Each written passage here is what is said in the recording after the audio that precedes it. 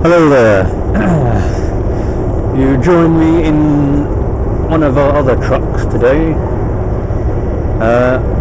which is firstly faster. These are up to 56 miles an hour instead of the normal 52, and the reason is because these are one of the environmentally friendly ones to appease the Greenpeace protester people. From inside and outside as well, it mostly all looks the same. All the gauges are the same and all that. The only small difference is this has got two fuel tanks and this little bit of stuff down here with a switch that I'll just flick over now. So the top green light comes on, which has got SVO next to it, which stands for synthetic vegetable oil, which we all more commonly know by the name of rapeseed oil.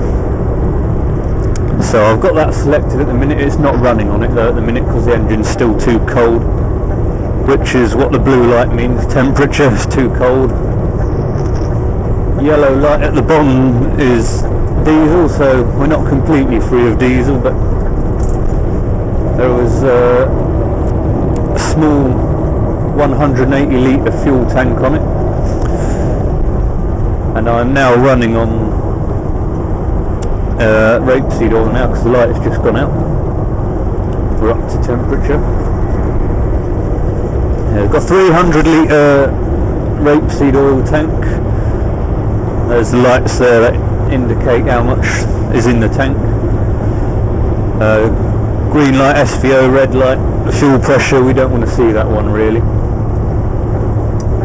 Blue light for temperature, that will be on when the engine's cold, and then the yellow light for the diesel.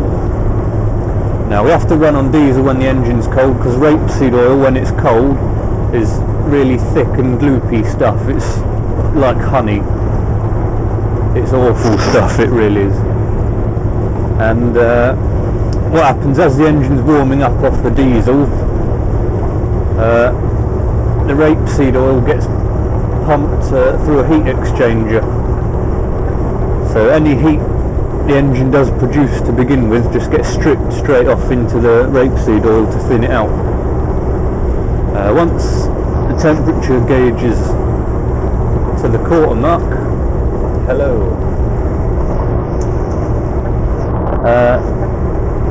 that means the rapeseed oil is now thin enough to be burnt, and so it automatically changes over once we've done the switch to the rapeseed oil. A few miles down the road we'll then be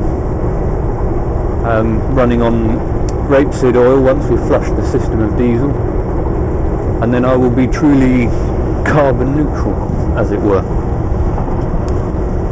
Thing with this is you do have to remember just before you get to your destination to switch it back to diesel, because once you're at your destination the engine cools down, all the rapeseed oil cools down, and it becomes thick and gloopy again and won't burn, and that's no good if it's in your fuel system.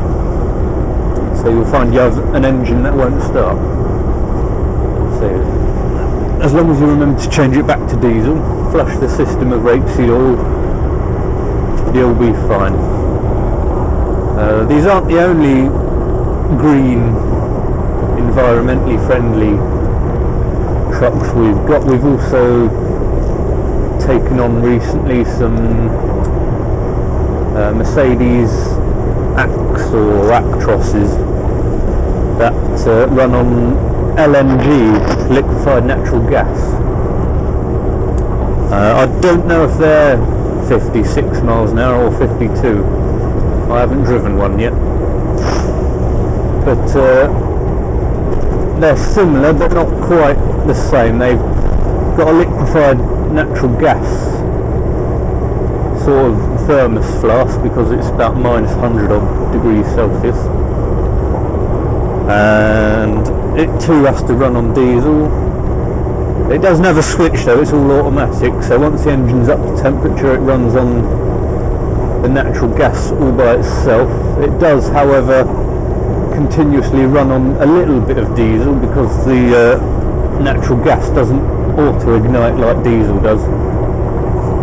So you need a small bit of diesel thrown in with the LNG, so that auto-ignites, and then that sets off the LNG then, so it runs off that way. I've no idea how big a fuel tank and that is on them.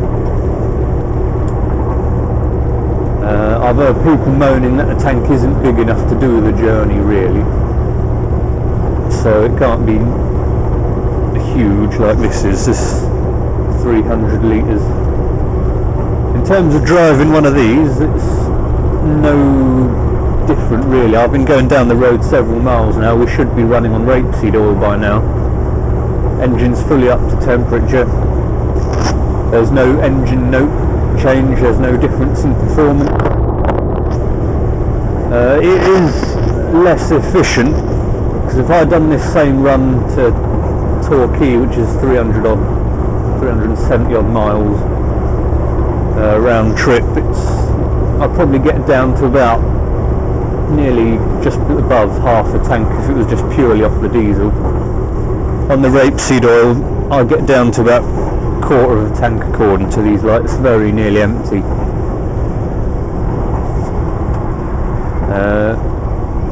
Also I'd say that there is a higher level of resistance, which probably contributes to the lower fuel efficiency. Plus we're also going faster as well, which naturally consumes more fuel. And the extra resistance in the engine is due to the, I'd assume, the heat exchange having to pump the thicker, loopier rapeseed oil. But yes, apart from that little box of tricks that I have to change over at some point, all is the same with regards to the truck. It's just the smell of chip fat or flowers or whatever burnt rapeseed oil smells like. I've never smelt rapeseed oil exhaust. But yes, this is one of our other trucks that I said I would make a video about. We've got two other trucks, the 44 tonners and the Mercedes, which I haven't used yet and I probably won't use for a while.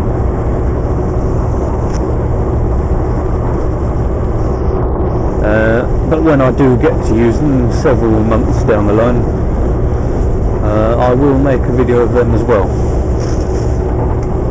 I don't know whether to make a video on the end of this outside or not. I probably won't, because there's not much to see apart from a sticker that says rapeseed oil in this tank, diesel in this one. But many people moan about these because they are annoying, but I don't have much of a problem with it. It's faster, I get to my destination faster, I get back faster. Oh, you go, excuse me.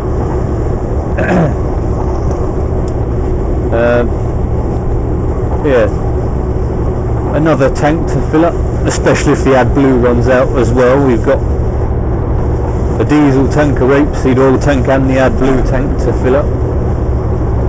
So it can be a bit of a pain because you've got 3 stops to go to in the yard. It takes you a good hour or so to go round and fill up. Yeah, so that's the only downside I really see, but some people moan terribly about them.